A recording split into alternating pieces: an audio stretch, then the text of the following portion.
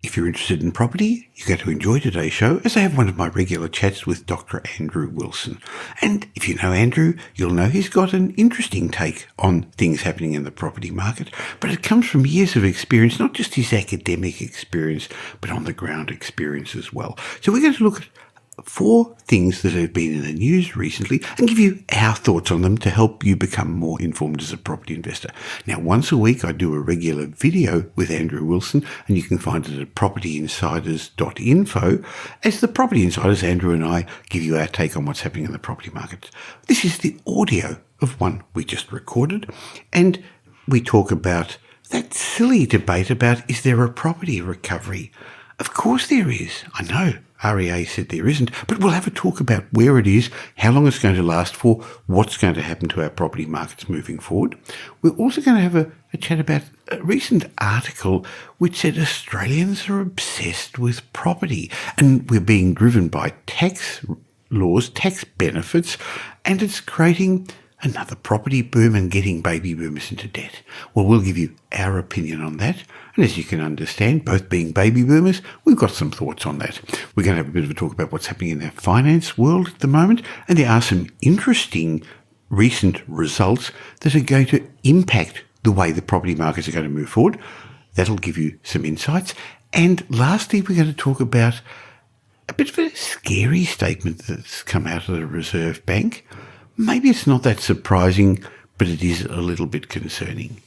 Lots to discuss, so welcome to today's episode of the Michael Yardney podcast.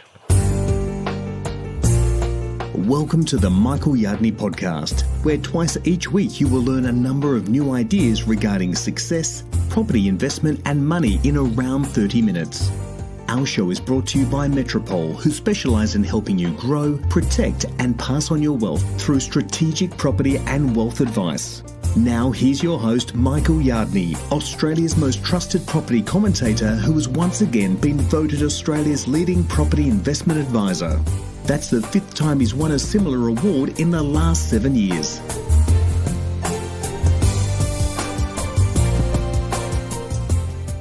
Ever you look, properties in the news, and while there are more good news stories now than there were at the beginning of the year, there's so much conflicting information. So to bring some clarity to some of the recent news stories, let's have a chat with Australia's leading housing economist, Dr. Andrew Wilson, Chief Economist of myhousingmarket.com.au. Hello, Andrew. G'day, Michael. How are you today? Good, thank you. Lots of news stories to cover. And the first one is the property market recovery real? One of the interesting stories creating some debate in the last little while is whether there actually is a property market recovery in Melbourne and Sydney. There's been the talk about the 2 big organisations, realestate.com and CoreLogic. CoreLogic say we've had 5% growth in the last quarter in Melbourne and Sydney, and RBA are not noticing that at all. What is your research showing? Well, without commenting on the validity of those particular organisations and their track record in accuracy, we'll sort of move on from that. But certainly we have a revival in the housing market, Michael. Generally, there's no dispute about that, surely. If one business isn't doing particularly well, they perhaps should look at their business models rather than the metrics for the housing market, which clearly show a revival. I mean, we've had clearance rates rising to 80% in Melbourne and Sydney. Of course, that has translated into strong prices growth. Prices are growing in Melbourne and Sydney generally at the fastest rate in years. In fact, at the fastest rate really that we've seen. But we've got to really understand the market here, and this is where we seem to miss out in terms of a lot of the commentary, and that is that the Melbourne and Sydney markets really are moving strongly upwards in isolation because they've got the most to gain because they fell the most during that quite a remarkable decline phase in the market last year, which was generally created by, firstly, of course, by higher interest rates directed at investors, and then, of course, a crisis in confidence. So we're seeing that catch-up energy now driving prices in Melbourne and Sydney. It's because notionally buyers are buying at a discount because prices are still below where they were at their peaks in Melbourne and Sydney 2 years ago. Now, once they regain those peak levels, which is likely to be over the next 6 months or even sooner at the current rate of growth, then we'll see what happens in terms of market dynamics. And there are some forces which will continue to push prices upwards, but I believe they will certainly taper off once we get back to those levels of prices that we've had at peak levels in 2 years ago in Melbourne and Sydney. And that's why, Michael, the smaller markets are not producing the price growth that Melbourne and Sydney are, because those markets didn't fall at anywhere near the levels that Melbourne and Sydney did. And of course, they remain around about their peak price point. So lower interest rates have not had the same effect on those markets. And the reason we have low listing numbers in Melbourne and Sydney relatively, and that's starting to ease now with listings on the rise, is because notionally sellers would be selling at a discount in terms of where their prices were 2 years ago. This isn't rocket science, Michael. It's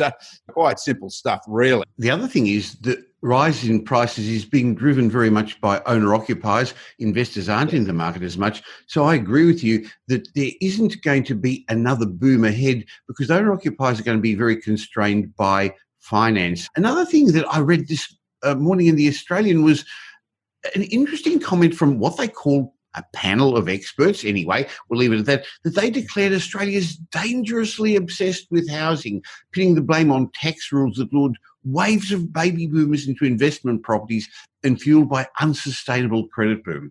Andrew, I think Australians are obsessed with housing, but it's because they want to live in a home. They're aspirational to own their own home.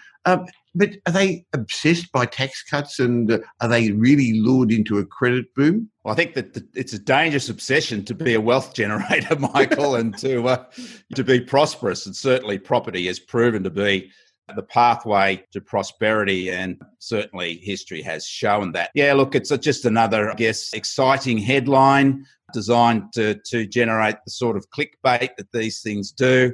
And of course, I guess we do start to question that throwaway line of experts. And we are seeing first home buyers rushing into the market now. No surprise, given prices are rising. First home buyers are always activated by a rising price environment in the early stages of a market revival, because they're fearful that they won't be able to keep up in terms of raising their deposit with higher prices. So regardless of the notions and the exciting headlines that so-called experts generate, they're largely ignored by the greater majority of the populace, who continue to vote with their feet and purchase properties, and certainly continue to understand, perhaps in their heart of hearts, that this is the pathway to security and financial prosperity.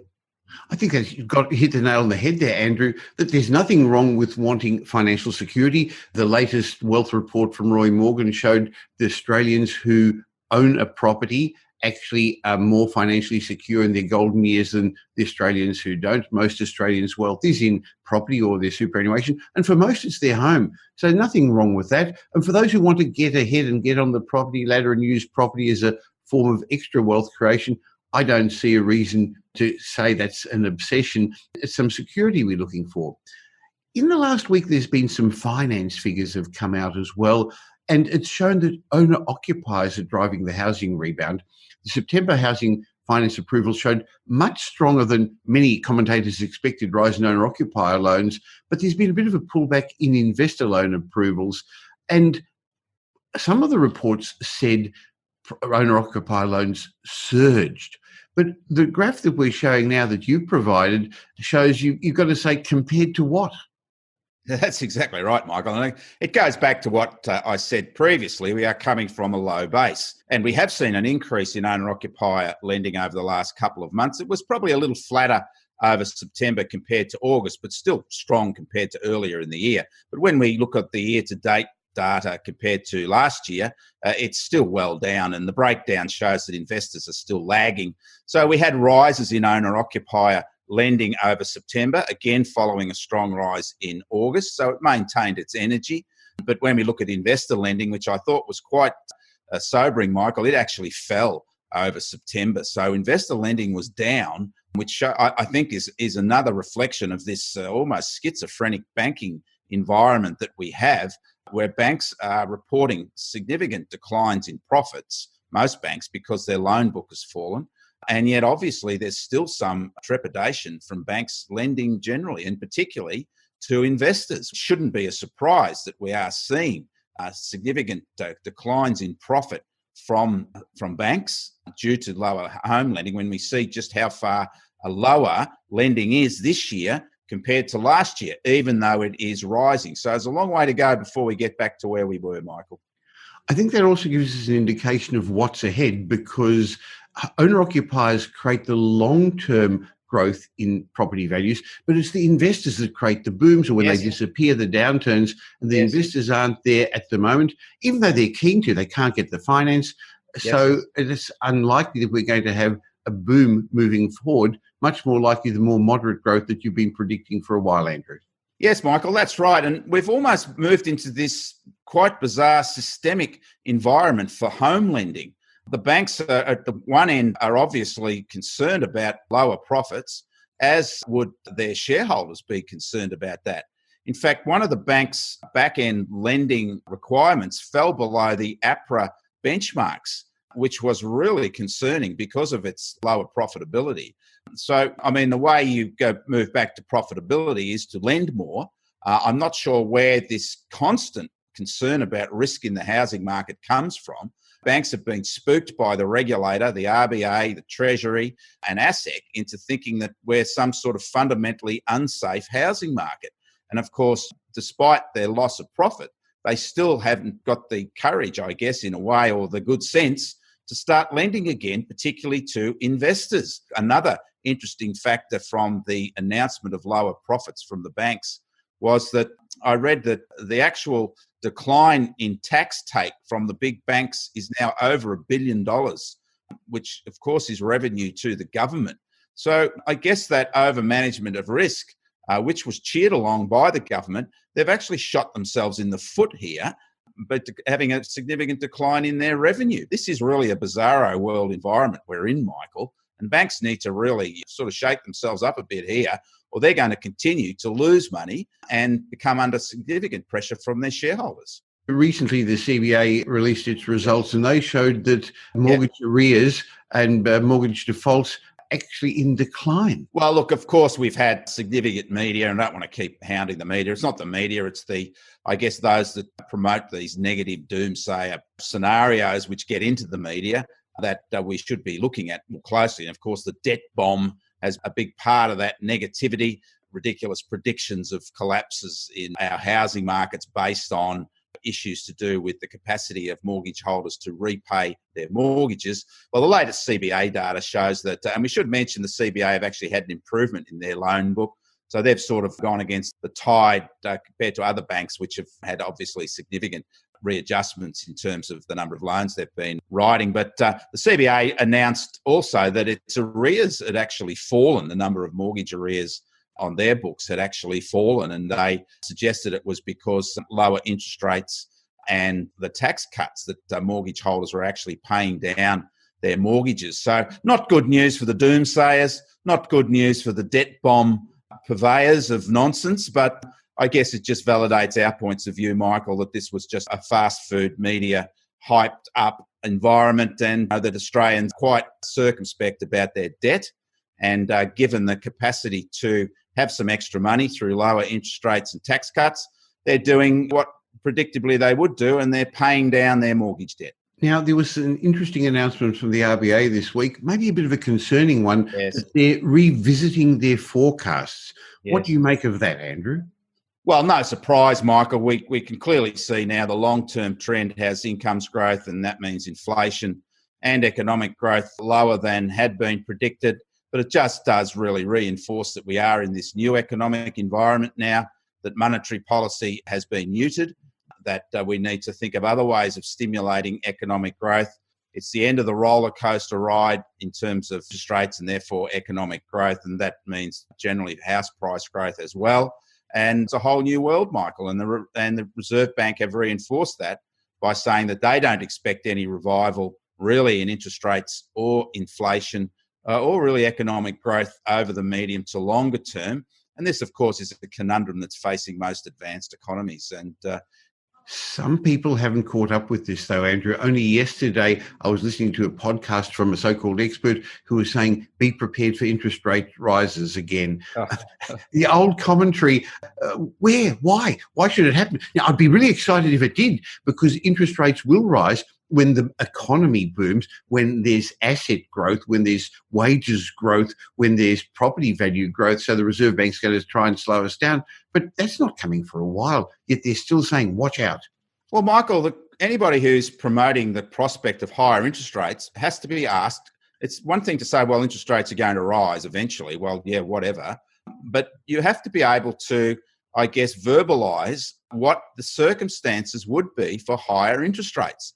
Now, let's move away from the effect and start talking about the cause. And of course, that's when you get the blank look of uncertainty and plain ignorance, because the only, I guess, rationale for higher interest rates from those that purvey higher interest rates are to come is the fact that they've risen before. Well, that's the problem the Reserve Bank has got into, has been looking too much in the rear vision mirror in terms of what's to come in the future. Now, the Reserve Bank has to rely on, of course, some type of analytical process that does look at history, but we're obviously moving into a new environment, and the prospects of higher interest rates would only come two ways. One would be a serious currency crisis, and the second one would be if we had an economic boom where we saw inflation running back over 3 or 4%. Actually be predicting that, you've got to look at, well, where would the boom come from? Another mining boom? Well, that's not going to happen. We've seen a mining boom per se this year with the value of resources has increased. The demand for resources has increased. This has been good news for our export sector in iron ore and coal. But of course, we're not building the mines anymore that created the jobs and the economic growth that fueled our past two mining booms. So even if we got that, which we've sort of had, it's not going to create the same sort of energy that we've had previously. And there are other big drivers of economic growth, which are construction and retail consumption.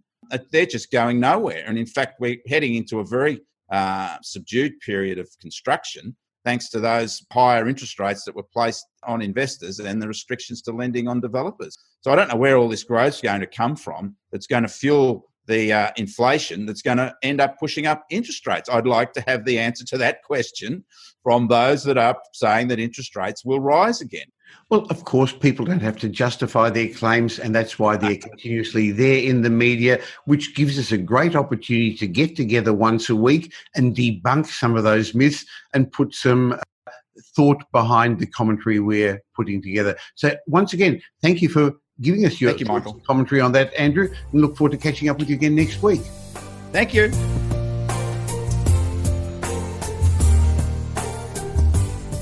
In a moment, I'm going to share my mindset moment when I discuss 10 life lessons from Bill Gates. Now, I recently watched the Netflix documentary Inside the Mind of Bill Gates. Fascinating to get an insight into such an intelligent person, such a benevolent person. So I think you're going to get some benefit from the reading of a speech that was given by Bill Gates at a high school. Before I share that with you, though, I just want to summarise what we just spoke about with Andrew Wilson, where clearly there's mixed messages in the property market at the moment, and we tend to get these mixed messages at a time when there are turning points. I mean, when everything's going really, really well, all the messages are going to be positive, and that's probably the time to be more nervous. And when the market's on a downturn, all the messages are going to be negative. But at the moment, we're getting lots of mixed messages. But there's no doubt in my mind, being on the ground, seeing what's happening with our teams at Metropole in Melbourne, Sydney and Brisbane, that certain segments of the property market have increased significantly since the middle of the year, while overall Melbourne and Sydney have gone up 5% and a bit in the last quarter alone. That's overall, including the areas that haven't done as well. So again, as always, correct property selection is going to be even more important than ever moving forward, because some areas are going to outperform and others are just not going to catch up. You can't count on the general market doing the heavy lifting for you. So I'm not trying to give you FOMO, fear of missing out, but if you're serious about getting into the property markets, you really should be looking at doing something. I know it's getting to the end of the year and there's so many other things going on. Maybe now's the time to plan for next year. Part of it's obviously getting yourself educated, so thank you for listening to this podcast. But part of it's also getting the right team of people around you. And if you are serious about getting to the next level, if you're looking to buy another property investment or your first one or a new home, there's a number of ways my team at Metropole can help you. Remember, we don't sell property, and that's why we can give you independent advice. Remember, we've got offices in Melbourne, Sydney and Brisbane, so we don't fly in and fly out. We actually have on-the-ground teams who understand the property markets, and our buyers agents can help you find the right sort of property for you. They've been involved in over $3 billion worth of property transactions. They've got perspective that money can't buy. Hey, but you can hire it. But before the buyers agents even do anything, our property strategists sit with you and put a strategic plan together for you. Because to become successful in the next stage of the cycle, you need more than the buyers agent. You need more than the property strategist. You need a holistic plan to move forward. And that's why our financial planning, our wealth advisory, our property management, our research, all will help you get to the next level. Find out more about us at metropole.com.au. Give us a ring, 1300 Metropole. Contact my team. I'd love to be part of your wealth creation journey. And now we can get on with our mindset message. Now here's Michael's mindset message. Remember, a change in your thinking will lead to a change in your life. As I mentioned, I recently read a speech given by Bill Gates at a high school where he talked about 11 things he didn't learn at high school. Now remember, Bill Gates is one of the richest people in the world. Clearly, after I've watched that documentary, a super intelligent person and seems like a nice guy. Sure, he's eccentric, but apparently he talked about how feel-good, politically correct teachings created a generation of children with no concept of reality and how this concept set them up for failure in the real world. Now, that's interesting, isn't it? Anyway, here are 10 of his life lessons.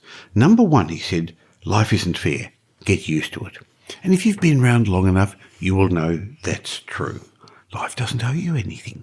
You've got to make it happen. Okay, rule number 2, the world won't care about your self-esteem. The world will expect you to accomplish something before you feel good about yourself. Remember, these are 10 lessons from Bill Gates, 10 life lessons. Rule number 3 was, you'll not make $60,000 a year right out of high school. You won't become vice president with a car phone until you earn both. Yeah, I guess there's an expectation of entitlement nowadays in many people, isn't there? Bill Gates' rule number 4 is, if you think your teacher's tough, wait till you get a boss. I understand what he's saying. Bill Gates' rule number 5 was, flipping burgers is not beneath your dignity. Your grandparents had a different word for burger flipping. They called it opportunity. I think I know what he's getting at. We're all wanting the fancy job straight out of school. Remember, he was speaking to a high school, to people leaving school, and he was telling them, be realistic with your expectations and don't look down on people or on jobs that you think are beneath you. His rule number 6 was, if you mess up, it's not your parents' fault, so don't whine about your mistakes. Learn from them. Well, that's a lesson that comes through in a lot of these mindset messages, isn't it? Rule number 7. Before you were born, your parents weren't as boring as they are now. They got that way from paying your bills, cleaning your clothes, listening to you talk about how cool you thought you were. So before you save a rainforest from the parasites of your parents' generation, try delousing the closet in your own room. Now, I like that one. You can imagine how that went down at the high school when he spoke about that. His rule number 8 was, your school may have done away with winners and losers, but life has not. In some schools, they've abolished failing grades and they'll give you as many times as you want to get the answer right. This doesn't bear the slightest resemblance to anything in real life. And isn't that the truth? His rule number 9, Bill Gates' rule number 9. Life is not divided into semesters. You don't get summers off, and very few employers are interested in helping you find yourself. Do that on your own time. And lastly, his rule number 10 was, television isn't real life. In real life, people actually have to leave the coffee shop and go to jobs. Now, let me give you a rule number 10 that I think Bill Gates would have said as well. If he had an opportunity, he would have probably said, be nice to nerds. Chances are you may end up working for one. Well, there you have it. 10 life lessons from Bill Gates and one I threw in for good measure. Well, I hope you enjoyed today's show. I know I had fun chatting with Andrew Wilson. He's always got an interesting point of view. And if you've got some insights into what's happening in the property market, or if you got some benefit from Bill Gates' 10 life lessons, why don't you help me spread the word about financial fluency and success? You know, that's my mission in this podcast. So if you could please tell somebody about it, send them a link to it, let them know through social media, or just the old-fashioned way, just tell them about the Michael Yardney podcast. I'd really appreciate it. And if you leave us a review on iTunes, Stitcher, or wherever you listen, and I read it out, I'm going to also appreciate it. I'll appreciate it even if I don't read it out, but I try and read out as many as I can, because when I read yours out, I'd love to say thank you by gifting you a book, as I'm going to Maddie Ireland, who left a review on Apple Podcasts, in fact, a 5-star review, saying a wealth of knowledge. And if this is you, Maddie, please email me, michael@metropole.com.au, with your details, and I'll give you a gift. And Maddie said, this podcast has such a wealth of knowledge for everything to do with investing, developing, manufacturing growth, and even the simple things like the habits of success and the rich. Now, by the way, Maddie, they're not the simple things. That's the heavy things. Anyway, she went on to say, I stream this every day and even send it to my home loan manager, who finds it amazing. Whether you're already an investor or looking to start like I am, this podcast is all you need. Let Michael and his incredible team, like Ahmed Imam, Pete Warden, Brett Warren and Andrew Wilson, expand your investing horizons. Well, yes, I have real-world experts, people who've been in the market for a while, for quite a while, and Ken Race. There's a whole group of us who regularly get together twice a week to help you become more financially fluent, more successful in property investment, success and money. And in between each show, you can get information at my daily property update newsletter, which was once again this year voted the #1 property blog in the world 3 times in a row. I'm very, very proud of that. So far this year, we've had over 1.2 million Australians read my property update blog. Unique readers, not just people come back and back. So I'm very proud of that too. So I look forward to catching up with you again. You know, these podcasts come twice a week. In the meantime, have a great week. Make it a great week. Thanks for listening to this episode of the Michael Yardney podcast, which was brought to you by Metropole, who help their clients grow, protect, and pass on their wealth through strategic property and wealth advice. If you like what you heard and don't already subscribe, you'll find us on iTunes or on your favourite Android app as the Michael Yardney podcast. Watch out for our next show, which comes to you twice a week, and you'll learn some new ideas about property investment, success, and money in around 30 minutes. To get more of Michael's thoughts, go across to www.propertyupdate.com.au and sign up for his daily morning briefing, and you'll hear from not only Michael but a group of leading property success and money experts. And just a reminder that the information you heard in this show today is general educational advice and not specific investment advice, as we don't know your personal circumstances. If you're looking for specific advice, why not ask the team at Metropole to help you?